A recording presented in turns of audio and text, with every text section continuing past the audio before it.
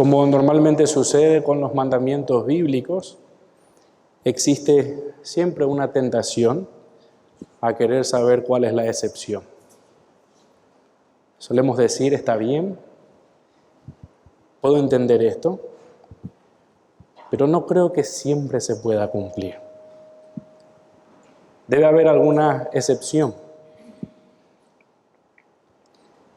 Bueno, históricamente tampoco Romanos 13 escapa de esta realidad.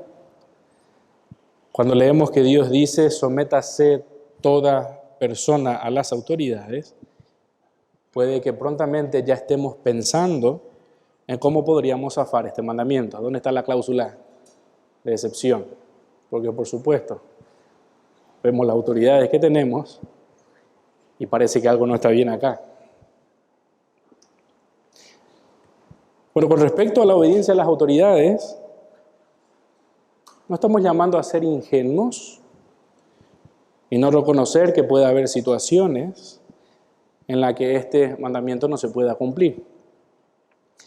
Y más todavía cuando en la propia Escritura nosotros encontramos, por ejemplo, a Pedro diciendo es necesario obedecer a Dios antes que a los hombres. Y todo esto juega en contra de nuestra cabeza.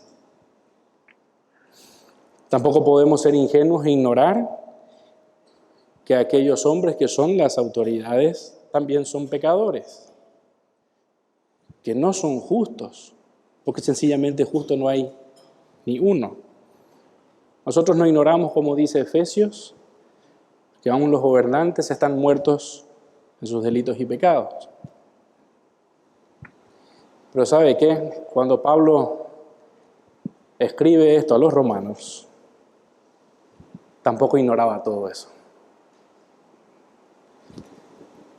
Pablo, sin embargo, sabiendo todo eso, dice, capítulo 13, verso 1, sométase toda persona a las autoridades. Y Pablo tenía experiencia de primera mano en lo injusto que pueden ser las autoridades humanas.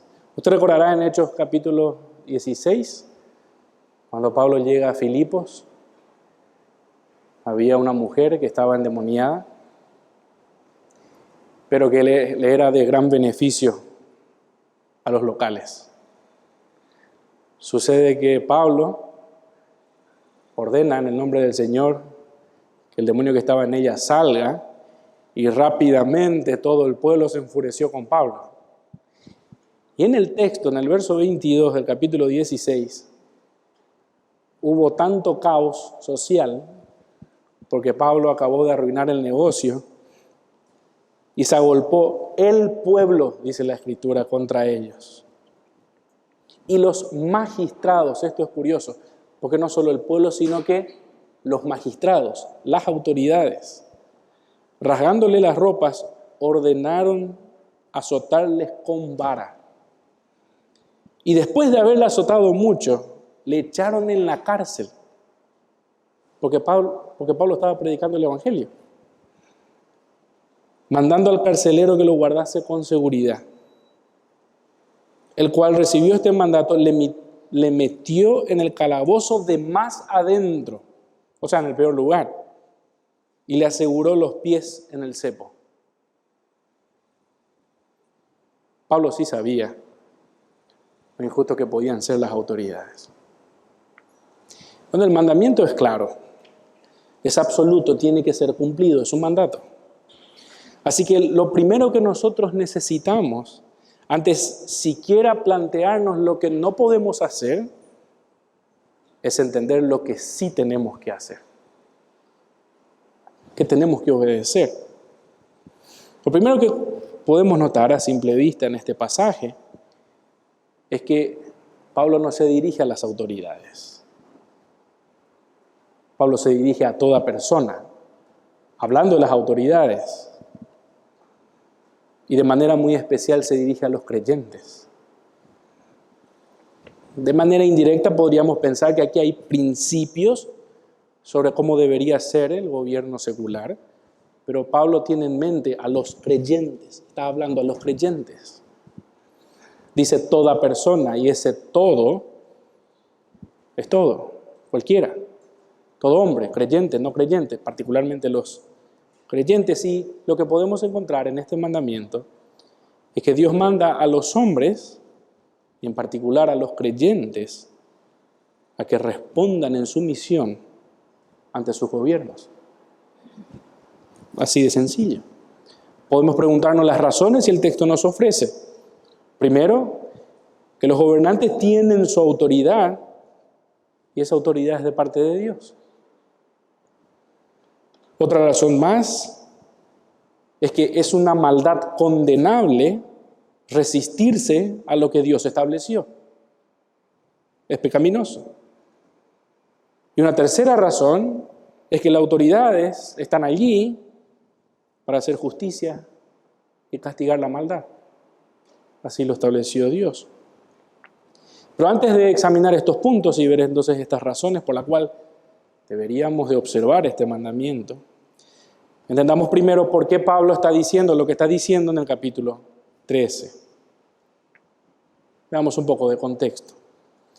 El capítulo 13 continúa al 12, no solamente en una cuestión numérica, sino que continúa desarrollando el efecto que tiene la salvación de Dios, la misericordia de Dios mostrada a nosotros, de la cual Pablo habla en el capítulo 12, verso 1, y cómo esto afecta en todas las relaciones que existen en la vida de un creyente. En primer lugar, el efecto más importante que tiene la salvación que Dios obra en un creyente se da en una relación correcta con Dios. Por eso, la primera respuesta inicial en cuanto a esta relación que nosotros vemos arrancando el capítulo 12 es que nosotros sin reservas presentamos a Dios nuestros cuerpos como un sacrificio vivo, santo, agradable, que es nuestro culto racional. Entonces ahí tiene el primer efecto de la salvación, nuestro relacionamiento con Dios.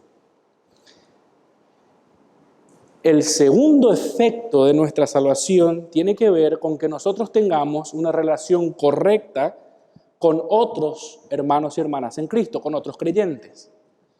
Y eso usted lo puede observar desde el verso 3 al verso 16. Ahí entonces están los dones desplegados para que el pueblo de Dios tenga una correcta relación, hermanos con hermanos. En un tercer ámbito, nosotros los creyentes también nos relacionamos con otras personas que no son creyentes. E incluso necesitamos relacionarnos con aquellos que son nuestros enemigos. Por eso Pablo dice, no os venguéis. Deja lugar a la ira de Dios. Y si tu enemigo tiene sed, dale de beber.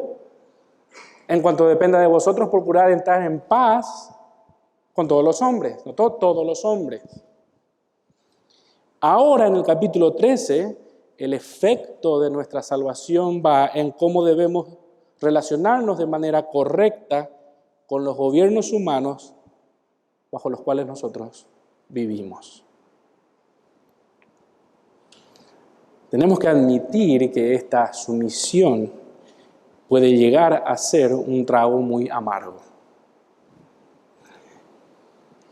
Y ese trago es más amargo si nosotros consideramos la sociedad en la cual vivimos, la sociedad democrática en alguna u otra medida, porque nosotros pensamos que los gobernantes están allí porque nosotros lo elegimos.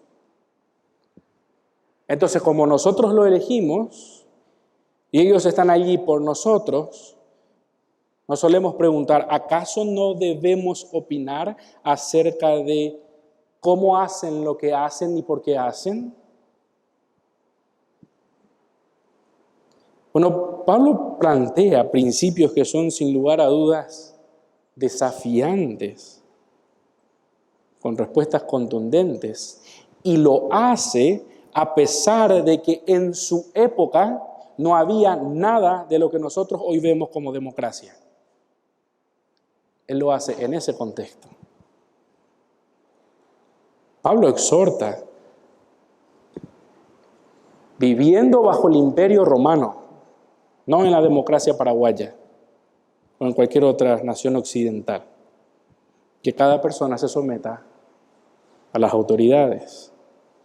Y para dejarlo más en claro, para que no haya duda, en la oración griega hay un énfasis que es este: las autoridades que gobiernan. Y vale la aclaración, porque muchos piensan que simplemente Pablo, al decir las autoridades, Pablo no se puede estar refiriendo a las personas. Pablo se tiene que estar refiriendo a la idea de autoridad, al concepto de autoridad. Lo que nosotros tenemos que hacer como creyentes, dicen algunos, es sujetarnos y obedecer y responder hacia el concepto de autoridad. Olvídate del que está en el cargo de autoridad. Esa es una forma de interpretar. Por metonimia significa eso. Permítame un ejemplo al respecto. Imagínese que en el conservatorio musical sale un anuncio que dice: el día de mañana tocamos a Beethoven. Todos nosotros entendemos que nadie va a tocar a Beethoven. Se va a tocar una música de Beethoven. Bueno, así algunos leen esta sujeción a las autoridades. Que Pablo no se puede estar refiriendo a las personas, se estará refiriendo a algo más. Podemos decir a Mario Abdo, a nuestros senadores, a Hugo Chávez, y así podemos empezar a juntar nombres en nuestras cabezas.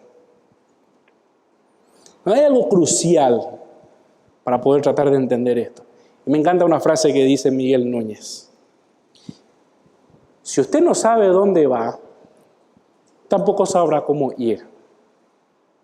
Y me encantó esta frase porque quisiera introducir antes de esos puntos y observar esos principios que es necesario que nosotros los creyentes recuperemos o refresquemos cuál es nuestra función en la tierra y especialmente a qué fuimos llamados y cómo en la historia de la redención los gobiernos toman un lugar. Nosotros necesitamos una perspectiva del desarrollo de la historia humana según Dios está conduciendo y entender cuál es nuestro rol acorde a ese plan. Permítame esta lectura de MacArthur, este párrafo. Me encantó. Algunos cristianos esperan que el gobierno no solo sea un aliado de la iglesia, sino su socio principal. No obstante, los estados humanos son temporales y solo afectan cosas temporales. Es una mayordomía necia y despilfarradora la que dedica una gran cantidad de tiempo y energías, el Estado, tratando de mejorar la moralidad de la gente, que en el mejor de los casos es transitoria y muy poco para llevarles el evangelio que les ofrece vida eterna. En realidad, dice MacArthur, no importa si las personas que van al infierno fueron en la tierra policías o prostitutas, jueces o criminales, si estuvieron a favor o en contra del matrimonio igualitario, del aborto, etcétera, etcétera. Nuestra tarea no consiste en hacer morales a los inmorales, sino proclamar el evangelio.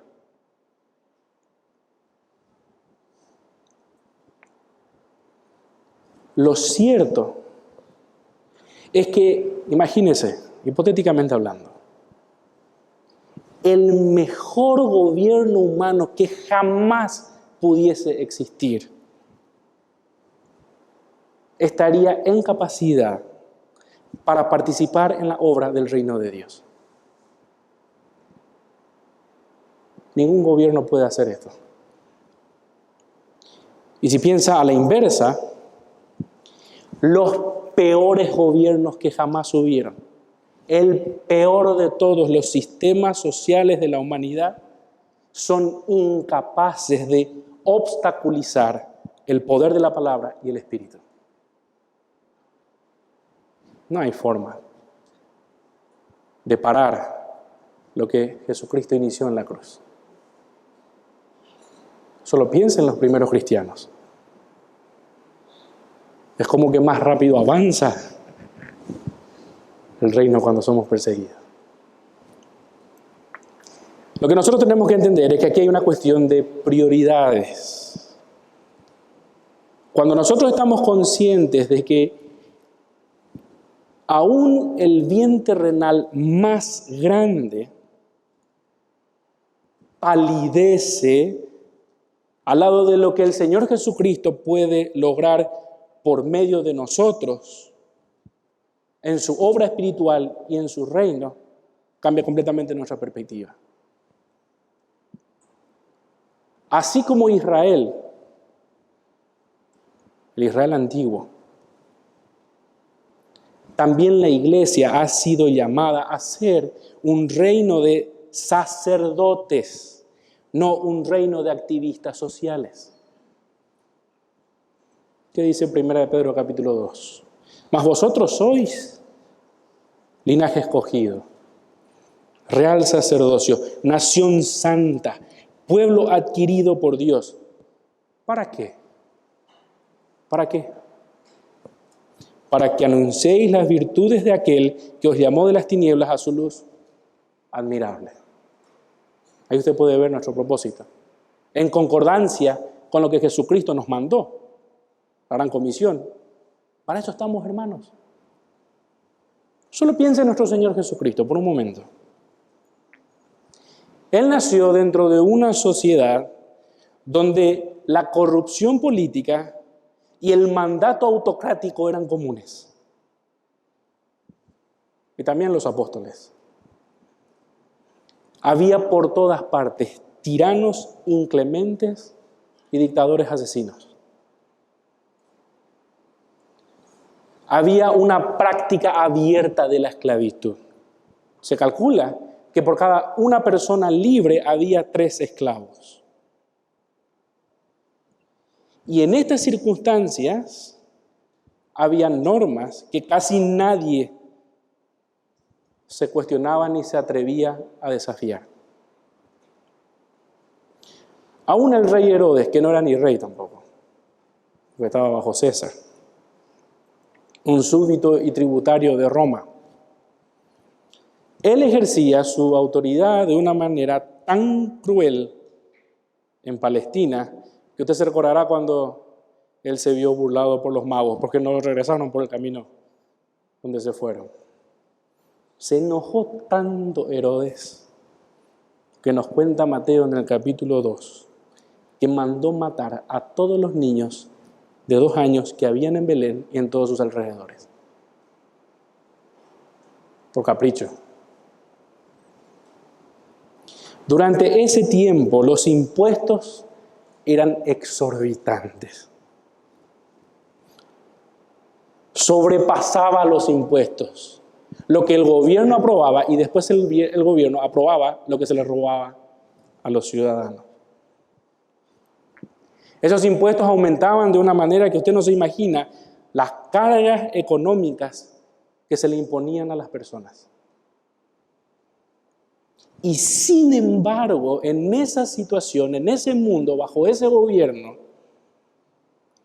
cambiar la forma de gobierno o lograr una moralización superficial de la sociedad no era la meta de Jesús. Él se proponía redimir almas individuales. La moralidad social y las estructuras sociopolíticas nunca fueron el interés del Señor. De hecho, los judíos pensaron que sí. Y eso en parte les hizo como un velo para no ver que él era el Mesías. Miren, ni siquiera, aunque Jesús hizo muchos milagros, sanó muchos enfermos, dio de comer a mucha gente, resucitó muertos, ni siquiera las necesidades físicas y emocionales de las personas fueron la meta suprema de la vida y ministerio de nuestro Señor Jesucristo. por encima de todo, Jesús vino a satisfacer una necesidad que sobrepasa lejos cualquier necesidad que el hombre crea tener. Y solamente Él podía satisfacer eso. Por eso Él hablaba directo al corazón de las personas, al alma de hombres y mujeres. Nunca hablaba ni confrontaba sus ideas políticas, sociales y económicas. Ni siquiera Él les hablaba a ellos para que ellos apelen a sus derechos humanos o raciales o cualquier situación en la que ellos se pudiesen encontrar. Porque el problema del hombre, el mayor problema del hombre no está en lo social. No está en su economía, no está en su política. El problema del hombre está en el corazón. Y por su corazón tiene la sociedad que tiene, la cultura que tiene, la economía que tiene. Jesús enseñó el evangelio de salvación, que tenía poder, el único, según Romanos capítulo 1, para hacer justas las almas delante del Padre y concederles vida, pero vida de verdad, vida eterna. Ahora piense a la luz de todas esas cosas y usted se dará cuenta que los derechos y la moral temporal palidecen de importancia. Jesús no vino a proclamar ni a establecer un nuevo orden social o moral. Él vino a establecer un nuevo orden espiritual, la iglesia. Las puertas del Hades no prevalecerán contra la iglesia, no contra el gobierno. Él no se propuso moralizar la antigua creación, sino santificar la nueva creación. Me encantó esto de MacArthur, lo digo de nuevo. Jesús no se propuso moralizar la antigua creación, sino santificar la nueva creación. Y de hecho, Él mandó a la iglesia que perpetúe este ministerio. Y por eso nosotros encontramos la famosa oración, id por todo el mundo y predicad el evangelio a toda criatura. Ese es el mandato nuestro. Nosotros estamos llamados a eso. Pensando en nuestra situación, en cualquier parte del mundo occidental, nadie jamás sufrió la muerte de todos sus niños menores de 2 años a manos de un régimen tirano. De hecho, muchas personas desempleadas hoy reciben múltiples beneficios gracias a las agencias gubernamentales y cuentan con facilidades, distracciones, oportunidades y derechos que ni el más rico del mundo antiguo gozaba en ese entonces. Y a pesar de todo eso, ni el Señor Jesús, ni los apóstoles justificaron en ningún sentido revueltas políticas, ni promovieron la rebelión social o la desobediencia civil. Nunca lo hicieron. No hubo esfuerzo alguno de su parte, de nuestro Señor, para eliminar la injusticia social o política. No va a encontrar en los evangelios eso. A la luz de todo esto, a la luz de nuestra comisión, a la luz de nuestra realidad espiritual con relevancia eterna, nosotros tenemos que preguntarnos, viendo Romanos, ¿cuál es entonces la responsabilidad del cristiano con la sociedad y con el gobierno en particular? Porque nosotros estamos de tránsito, como dice Pedro, somos peregrinos y extranjeros. A modo de ejercicio, imagínense que usted va a Holanda y ahí hay toda una situación relacionada al agro. Usted se va por una semana. No le veo con muchas ganas de meterse en la política de Holanda y su problema con la agricultura, porque usted está de paso.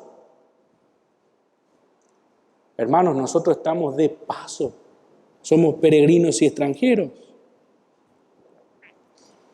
Y por medio de nosotros, Dios nos usa para llamar a todas las personas a la salvación.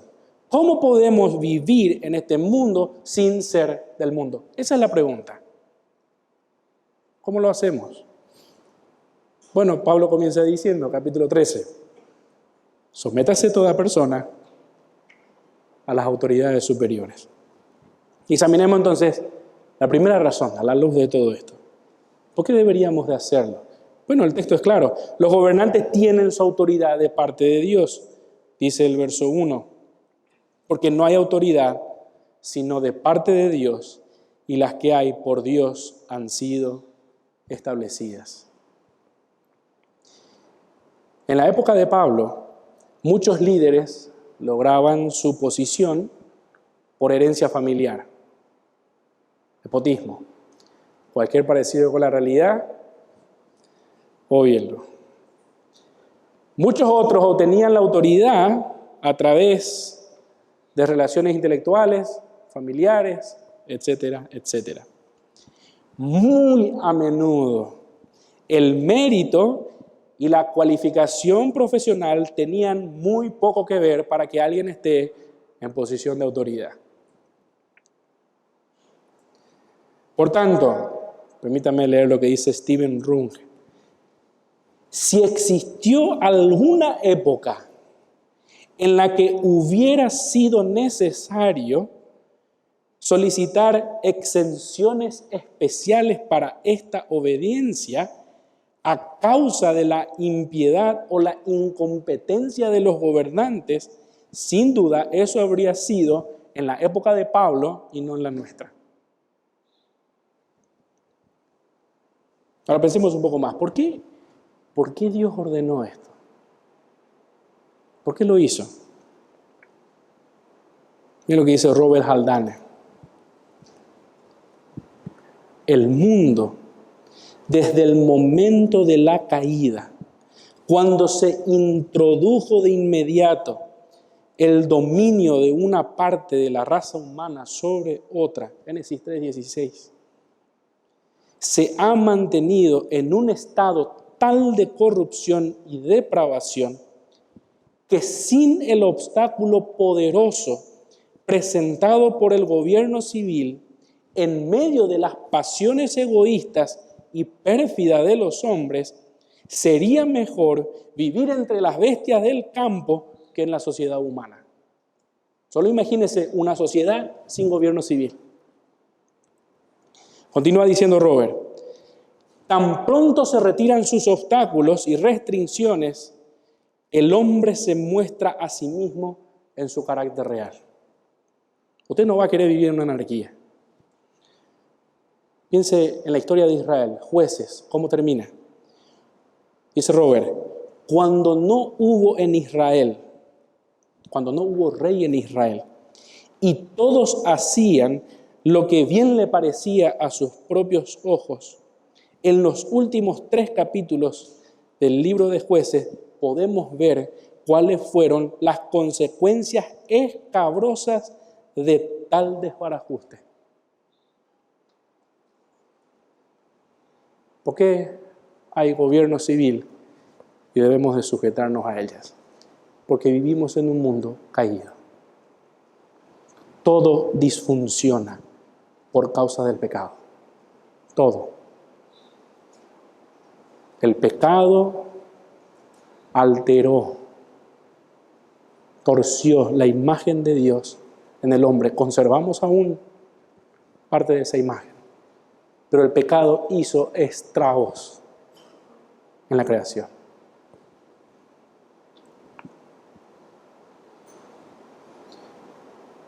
Pensando de vuelta en el hecho de que los gobernantes tienen autoridad de parte de Dios, la misma Biblia nos dice eso.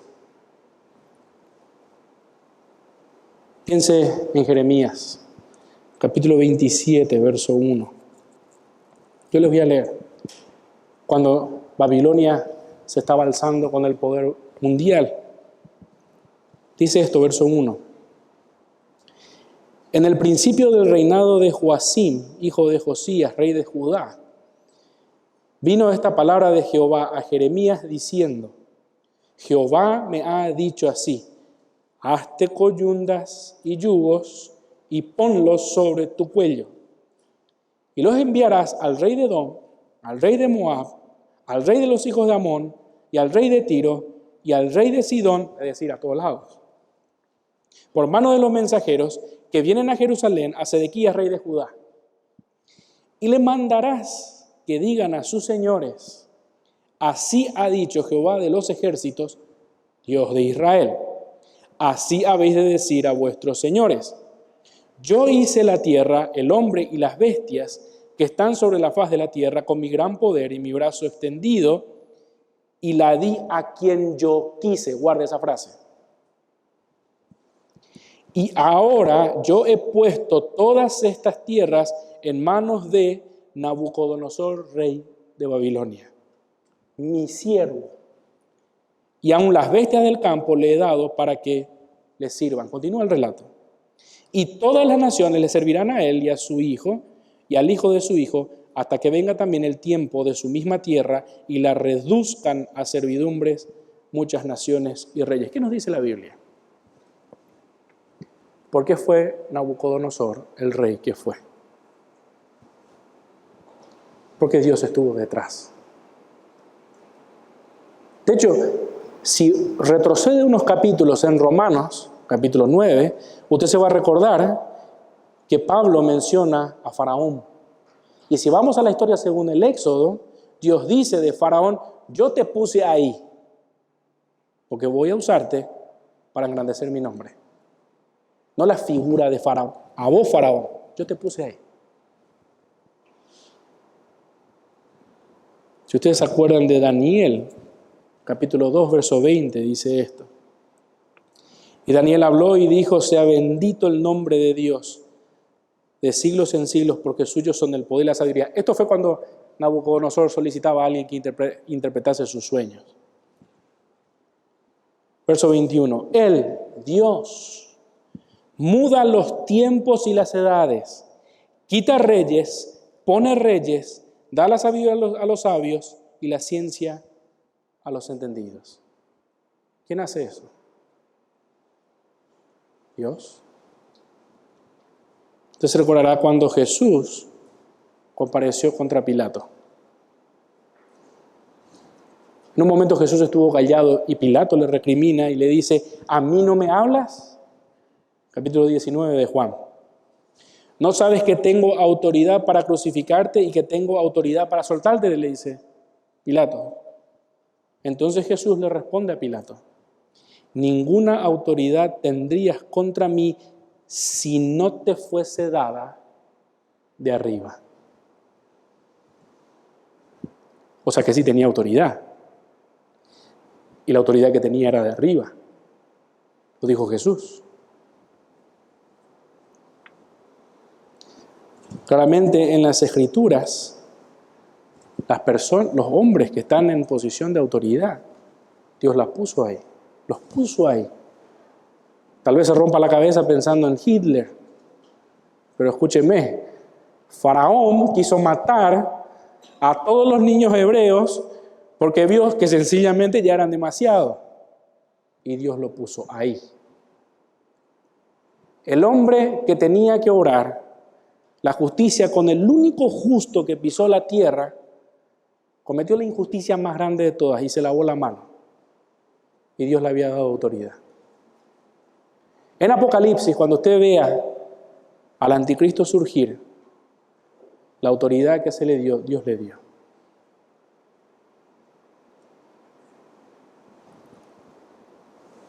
Entonces continúa el texto y no solamente nos da la razón del por qué nosotros tenemos que sujetar. Necesitamos entender sin dudas en qué consiste esta sujeción, esta sumisión. Es claro que Dios estableció las autoridades y las autoridades son como son porque Dios los ha establecido así.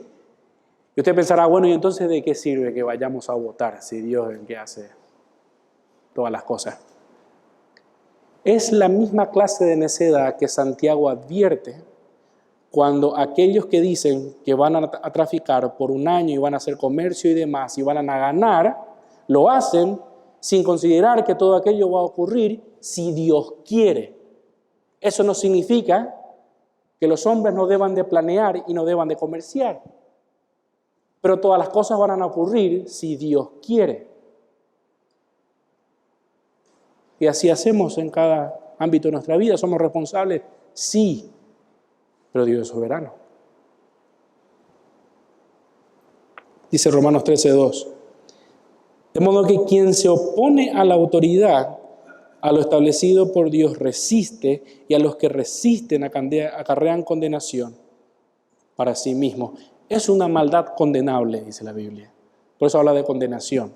A propósito, la condenación aquí tiene que ver con el castigo de la autoridad que da, por eso tiene la espada. Como nosotros examinamos antes, la razón que Pablo da para obedecer a las autoridades no tiene nada que ver con la piedad de los gobernantes, ni con su competencia, ni con otra cualidad que pueda tener.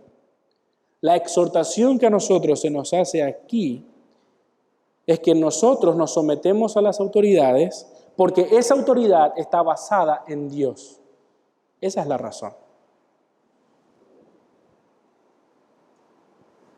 Voy con esta cita de vuelta de Stephen.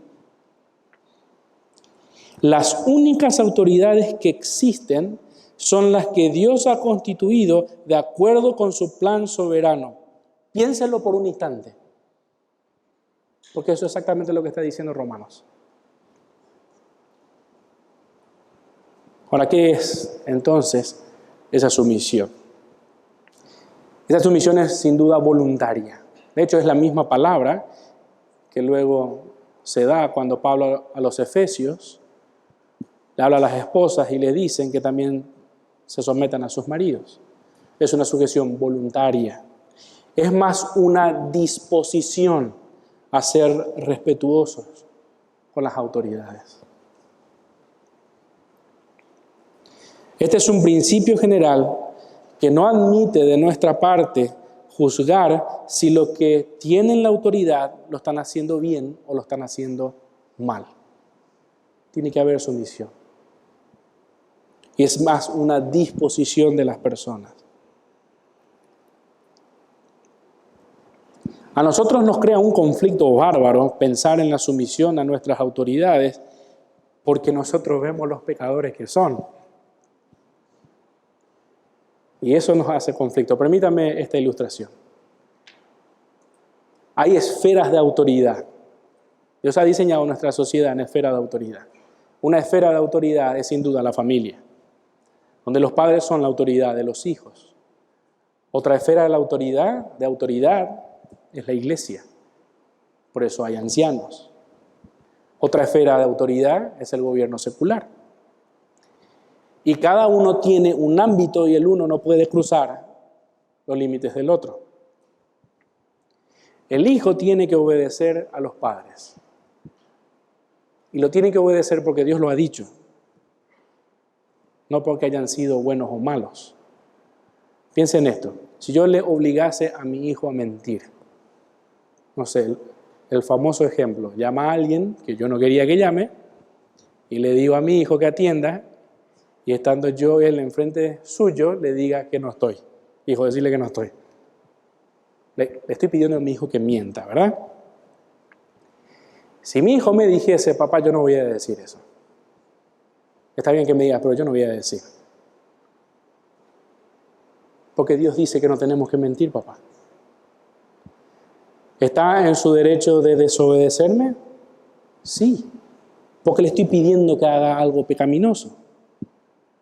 Entonces tal vez me siento un poco incómodo, me siento ofendido, tal vez es mi orgullo, porque no conseguí que mi hijo haga lo que quiera.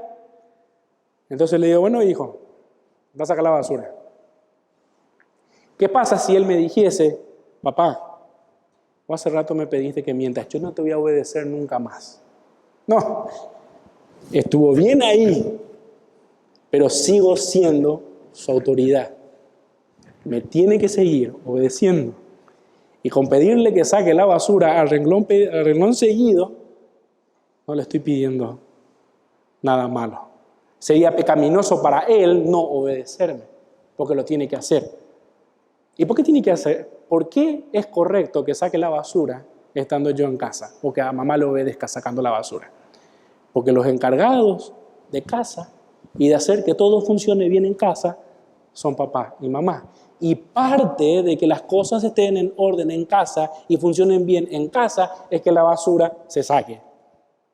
Entonces los hijos tienen que obedecer a papá. Bueno, nosotros vemos a nuestras autoridades, ¿verdad?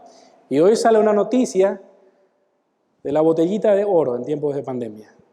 El tapaboca más caro de la historia. El robo con respecto al combustible y todo lo que usted pueda ver en las noticias. ¿Eso estuvo mal? Sí, estuvo mal. Con su actitud los gobernantes le hicieron a usted que negara su fe, lo dudo mucho. Usted no negó su fe. Pero luego esa misma autoridad, si le cobra una multa porque pasó en rojo, está haciendo su función y tiene que sujetarse. Y no va a ser válido que usted le diga, mire, este gobierno es un desastre. Mira cómo están las calles, mira cuánto dinero roban. Sí, eso es cierto. Pero tiene que pagar la infracción. Ya sea que nos agrade o no, por el que hayamos votado o no, nuestra respuesta tiene que ser la misma. Si nosotros creemos que Dios es soberano, entonces nuestra fe nos exige que respetemos a los que ejercen autoridad sobre nosotros. Porque Dios le puso ahí. Si nosotros optamos por oponernos a las autoridades, entonces nosotros tenemos muchos motivos para vivir con mucho temor. Porque también nos estamos oponiendo a Dios. Ahora, dicho todo esto, sí existe una limitación en cuanto a nuestra obligación para nuestra obediencia con las autoridades. Y la excepción es siempre y cuando una autoridad civil nos mande una ley que exija nuestra desobediencia a la palabra de Dios, entonces, si no desobedecemos a la autoridad, entonces vamos a estar pecando. Siempre y cuando la autoridad civil nos exija a nosotros hacer algo que es contrario a lo que Dios manda en su palabra, entonces estamos habilitados a desobedecer sin dejar de ser sumisos. Porque en realidad el mandamiento no tiene excepción, es someterse. Vamos a ver algunos versos muy interesantes en la Biblia. Usted se acordará en Éxodo, cuando a Faraón se le ocurrió dar orden a las parteras hebreas para que maten a todo hijo varón. ¿Se acuerda de ese relato? El relato dice que las parteras temieron a Dios y no hicieron lo que el rey de Egipto les había mandado, sino que, en cambio, preservaron la vida de los varones que nacían. Pero la manera en la que desobedecieron las parteras no fue haciendo una revolución civil, fue con astucia. Cuando demandaron explicación, las autoridades civiles demandaron explicación, se sujetaron y respondieron. ¿Notó la desobediencia en sumisión y respeto? A consecuencia de esto, las parteras mintieron, pero honraron más lo que Dios había mandado y Dios bendijo a las parteras. ¿Qué significa esto? Que no importa qué tan injusta pueda ser la autoridad, no importa cómo sea este mundo, que venga el más tirano que venga, por supuesto que no va a dar gusto, pero Dios está en control. Dios nos ve a nosotros. El texto dice que Dios hizo bien a las parteras y el pueblo se multiplicó y se fortaleció en gran manera porque las parteras temieron a Dios. Usted lo puede ver en Éxodo capítulo 1. También se recordará de los 4 jóvenes que fueron a Babilonia: Daniel, Sadrach, Mesach y Abednego. Ellos recibieron la orden de que ellos debían de comer de la provisión de la comida del rey y del vino que bebía el rey. Pasaba que si ellos hacían eso, estarían comiendo de alimentos impuros que claramente Moisés había prescripto en la Torá que ellos no debían de consumir. Lejos de armar una revuelta, lo que nosotros vemos en el texto es que Daniel sugirió al jefe de los eunucos. Y mire cómo Daniel sugiere al jefe de los eunucos, con mucho respeto y mucha sumisión, que les dé a ellos 4, dice el texto, Daniel capítulo 1, verso 5, legumbres a comer y agua a beber. Compara luego nuestros rostros con los rostros de los muchachos que comen de la ración de la comida del rey, y haz después con tus siervos, note la sumisión, haz después con tus siervos según veas. ¿Hubo una desobediencia? Sí, pero estaba respetando a la autoridad. Dios honró y bendijo esa fidelidad. Entonces lo que sucedió es que al cabo de 10 días, el rostro de ellos pareció más hermoso y más robusto. Y le persuadieron estos muchachos a la autoridad.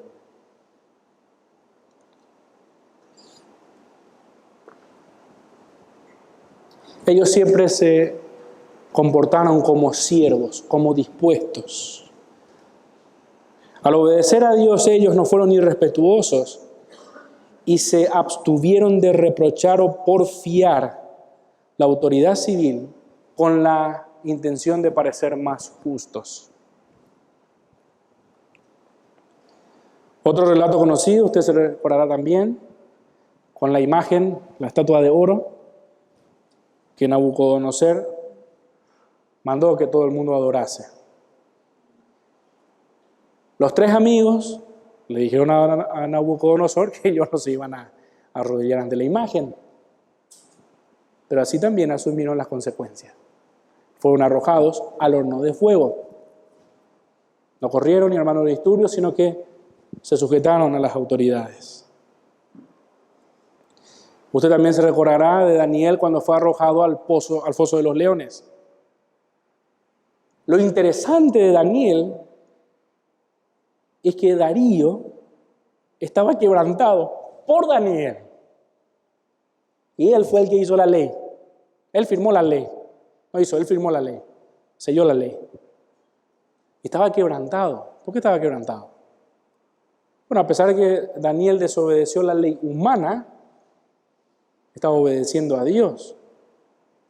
Y sucede que Daniel, cuando sale del foso de los leones, y Darío está ahí bien temprano para ver qué pasó con Daniel, la respuesta de Daniel a Darío no fue, ¿viste que tenía razón?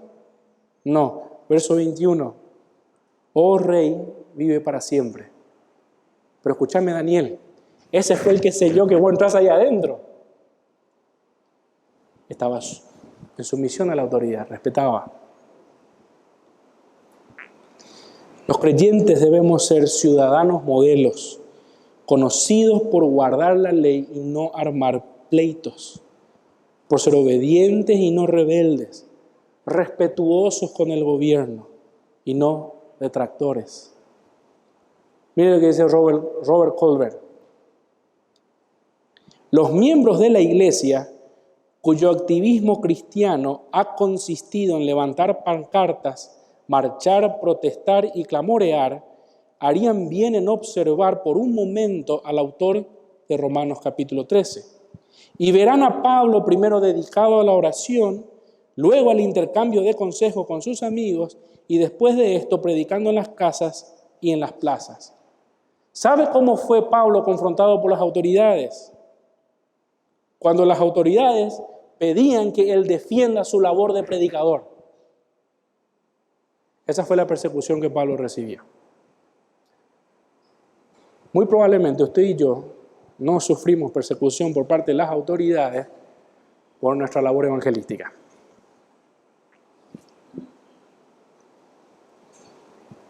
Dios manda a todos los hombres, y en particular a los creyentes, a que respondamos en obediencia a los gobiernos. Y la tercera razón es que las autoridades están para hacer justicia y castigar la maldad. Bueno, esto es un poco difícil de digerir, porque claramente nosotros vemos que las autoridades no siempre están castigando al malo ni recompensando al bueno. Algunos piensan que Pablo fue muy ingenuo al decir esto. Y Pablo no fue ingenuo. Él vivió en carne propia lo que es la injusticia de las autoridades. Algo muy interesante, dice Romanos 13:3. Porque los magistrados no están para infundir temor, terror significa eso, al que hace lo bueno, sino al malo. ¿Quieres pues no temer a la autoridad? Esto es, ¿querés vivir sin temor? ¿Querés vivir en paz en esta sociedad? Bueno, haz lo bueno y tendrás alabanza de ella. Porque es servidor de Dios para tu bien. Pero si haces lo malo, teme, porque no en vano lleva la espada, pues es servidor de Dios, vengador para castigar al que hace el malo. ¿Usted se acuerda cuando al final del capítulo 12, Dios dice que no paguemos a nadie mal por mal, sino que suya es la venganza? Una manera en la que Dios sin duda venga la maldad es por medio de las autoridades en el tiempo presente. Vengador de Dios para castigar al que hace lo malo. Por supuesto, recibirán condenación los que no creyeron en el Señor en el día del juicio. Pero en el presente Dios juzga la maldad. Y algo muy interesante. El texto es muy enfático en que los magistrados no están para infundir temor al que hace lo malo, sino en cambio recompensan lo bueno. En ninguna parte se dice que las autoridades definen lo que es bueno o lo que es malo. Lo que es bueno y lo que es malo ya está definido por Dios.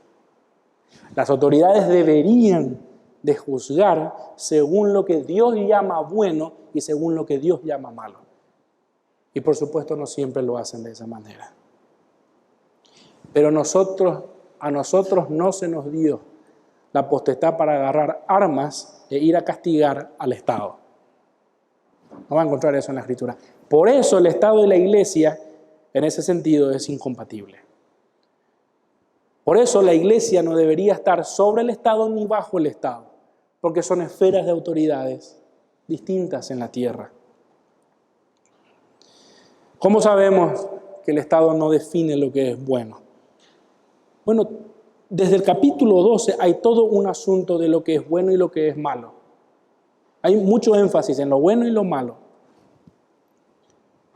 Dios es esencialmente bueno, consumadamente bueno, dice un léxico, me encantó eso. Jesús dijo, no hay bueno sino uno, Dios. Él es bueno. Ser bueno o hacer lo bueno es estar en consonancia con aquello que Dios aprueba. Todo lo que Dios aprueba es bueno. Y lo que Dios desaprueba, eso es malo.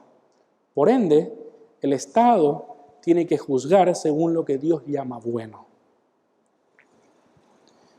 Note que en Tito capítulo 2, cuando Pablo exhorta a las mujeres mayores a tener cierta conducta, en una parte dice que sean buenas.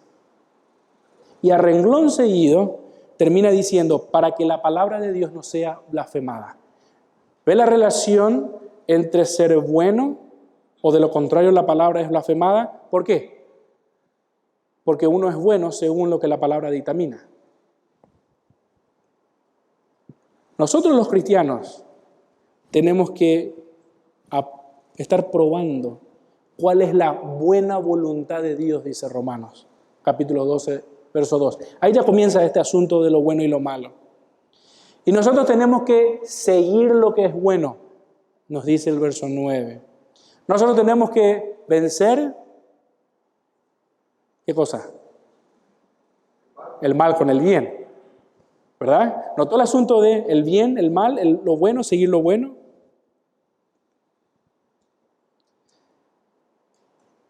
Las autoridades gubernamentales son ministros del bien, esto es, de todo aquello que es beneficioso y bueno para los hombres.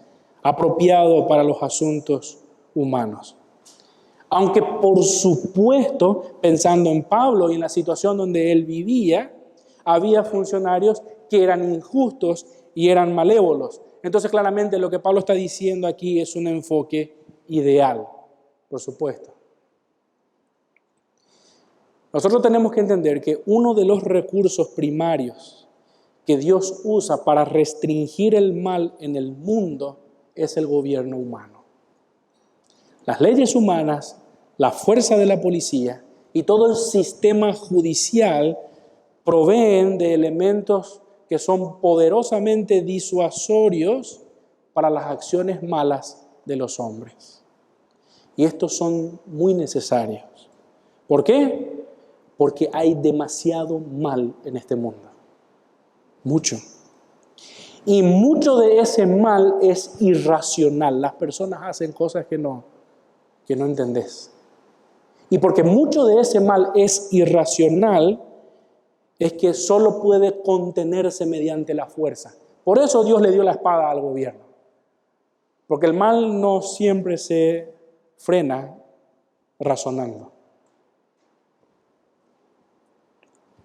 Hay mucho mal que no se puede detener mediante la razón y la educación. Y cuanto más efectivo es el gobierno en castigar la maldad, también más en paz vivimos. Y cuanto menos efectivo es el gobierno en castigar la maldad, también con más inseguridad vivimos. En ese sentido, nuestro estado es muy malo castigando la maldad. Muy malo. Porque tratando de dignificar a la persona, lo que se promueve es que vayan y estén encerrados tanto tiempo en cárcel. Nunca se restaura la dignidad humana de los carceleros. Nunca. Peor en nuestro país. Nunca tienen oportunidad de restituir aquello en lo cual infringieron. Y hay muchos de ellos que cometieron maldad que, si examinamos la ley desde el Génesis, eran merecedores de la pena capital. Pero están vivos.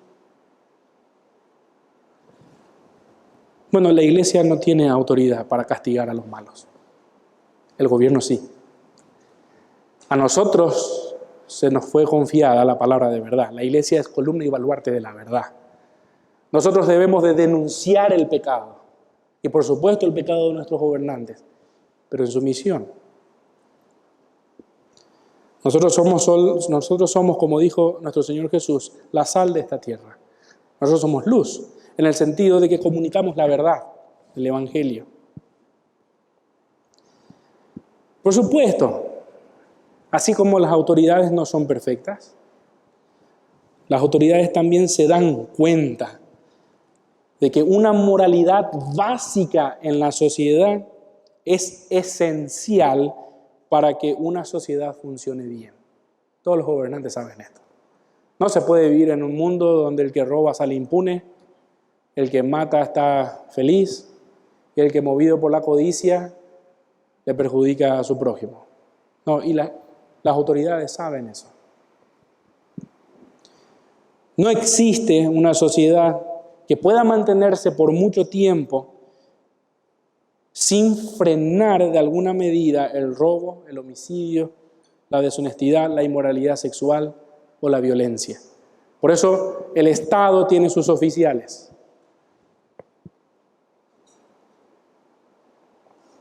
Mire, piensen esto. Así como a lo largo de la historia, hasta los regímenes más perversos han sido efectivos de alguna manera en la detención del homicidio, el robo y muchos crímenes comunes de las personas. No todo lo que deberían de ser, pero imagínense sin el gobierno. Nosotros hoy no somos perseguidos por nuestra fe. El gobierno paraguayo no nos persigue a nosotros por ser cristianos. Tenemos tolerancia religiosa. En todo caso, el gobierno paraguayo nos va a perseguir si nos vamos y le tiramos botella a la policía. Y si nos castiga, está súper bien. Hay hermanos digamos, entre comillas, que dicen ser cristianos y están en la cárcel. Conozco uno de manera particular, que le estafó a no sé cuántas personas. Entre nosotros hay varios estafados. Él dice que está en la cárcel porque su fe está siendo perseguida. No, él está en la cárcel porque le estafó a un montón de personas. Y está muy bien que esté en la cárcel. Está muy bien. Y debería de retribuir o resarcir el daño que hizo. ¿Son siempre justos los gobiernos? No, ni por asomo. Y nosotros tenemos un ejemplo en la Biblia de eso. El gobierno hoy en día, y es muy penosamente, muchos de nuestros políticos confunden lo que es tener autoridad. Mire este relato, Jeremías capítulo 22, verso 13. Dice Dios: ay del que edifica su casa sin justicia, le está hablando a un rey. Ay del que edifica su casa sin justicia y sus salas sin equidad, sirviéndose de su prójimo de balde y no dándole el salario de su trabajo. Que dice: edificaré para mí casa espaciosa y salas airosas, y le abre ventanas y le cubre de cedro y le pinta el bermellón. Reinarás porque te rodeas de cedro. No comió y bebió tu padre, este es el hijo de Josías, e hizo juicio y justicia y entonces le fue bien. ¿Cuál es la clave para que un gobierno disfrute, entre comillas, de su autoridad? Que le sirva al prójimo. Hoy en día se dice comúnmente entre los que aspiran a ejercer cargos políticos es que quieren ganarse de alguna manera ese puesto de autoridad. Y la manera tradicional de ganarse ese puesto de autoridad es abusándose del prójimo. Cuando la autoridad viene por servir a las personas. Entonces continúa el relato y dice Dios respecto del papá de Josías: él juzgó la causa del afligido y del menesteroso, y entonces estuvo bien. ¿Cuándo fue bueno y estuvo bien el reinado de Josías? Cuando juzgó la causa del afligido y el menesteroso.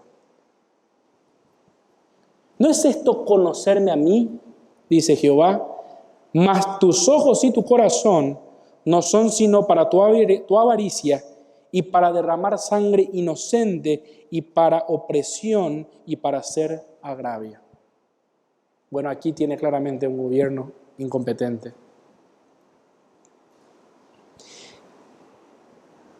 Por supuesto, nuestra sumisión a la autoridad es positiva si es que las autoridades ejercen como es debido su función. Aunque Pablo guarda silencio porque no dice nada respecto a los gobernantes injustos, Pedro sí habla un poco respecto a los gobernantes injustos. Él llega a hablar, por ejemplo, de un amo que es injusto y le dice al esclavo que de todas formas sea sumiso. Y la postura de Pedro, en 1 de Pedro capítulo 2, es que aún en presencia de la autoridad que es injusta, es mejor ser sumiso y padecer que rebelarse. Y de hecho nos ofrece como ejemplo a Jesucristo, que sin duda fue víctima del mayor de todos los juicios injustos. Como oveja fue llevado al matadero y no abrió su boca. Él es para nosotros ese ejemplo para que nosotros podamos seguir sus pisadas, dice 1 de Pedro capítulo 2. Sin duda es sumamente difícil para las autoridades seculares aplicar de una forma justa y equilibrada la justicia. Y por eso justamente se nos exhorta a nosotros los cristianos a que oremos por los que están en eminencia. Mire, cuando Pablo, y cierro con esto, cuando Pablo en 1 de Timoteo capítulo 2, verso 1, dice esto: exhorto ante todo a que se hagan rogativas, oraciones, peticiones y acciones de gracia por todos los hombres, por los reyes y por todos los que están en eminencia, para que vivamos quieta y reposadamente en toda piedad y honestidad. Cuando Pablo pide esto, no está pidiendo que no se le persiga, sino que aquellos que están en autoridad cumplan su función. Hermanos, como iglesia, si usted quiere hacer algo por nuestras autoridades, comience orando. Ore por ellos. Porque acorde es su justicia, nosotros vamos a vivir de una determinada forma. Pero sin importar cómo ellos sean, el avance del reino de Dios no va a ser truncado. El evangelio va a seguir propagándose y la poderosa palabra de Dios va a seguir transformando vida, trayendo esperanza a los que no tienen y transformación verdadera para los que están en miseria. Eso es sin importar el gobierno. Vamos a orar, hermanos. Amado Padre Celestial, muchas gracias, porque por medio de tu palabra nosotros somos consolados. Primeramente hallamos seguridad en que tú eres soberano, Señor. No es accidente la sociedad en la cual vivimos. Sin lugar a dudas, es penoso el resultado a causa del pecado. Es penoso el sufrimiento que hay. Pero, Señor, sabemos que tú no estás ajeno a esto. Señor, tú has determinado que en este mundo hayan gobiernos, personas a las cuales tú le diste autoridad y nosotros entendemos que es tu gracia común para con toda la humanidad, para refrenar el mal que hay en este mundo. Nosotros te agradecemos por eso, Señor, porque tú das tus bendiciones, tu lluvia aún sobre justos e injustos, haces salir tu sol sobre justos e injustos, Señor, y pones hombres en ciertos cargos que de alguna manera ministran justicia para aquellos que incluso no son tuyos, Señor. Eres sumamente misericordioso y bondadoso con nosotros. Ayúdanos a nosotros como iglesia a tener una perspectiva correcta de cuál es nuestro rol, cuál es nuestra misión en esta tierra. Ayúdanos a ser sal y luz de tu glorioso evangelio, capaz de transformar vidas, Señor. Ayúdanos a enfocarnos en lo que nos compete a nosotros, Señor. Ayúdanos a ser sumisos con el gobierno. Ayúdanos, porque para mal o bien, nosotros hoy aquí estamos, adorándote, dándote gracias y siendo muy poco obstaculizados para estudiar tu palabra y rendirte adoración. Gracias, Señor, porque eres bueno con nosotros. En el nombre de tu amado Hijo oramos. Amén.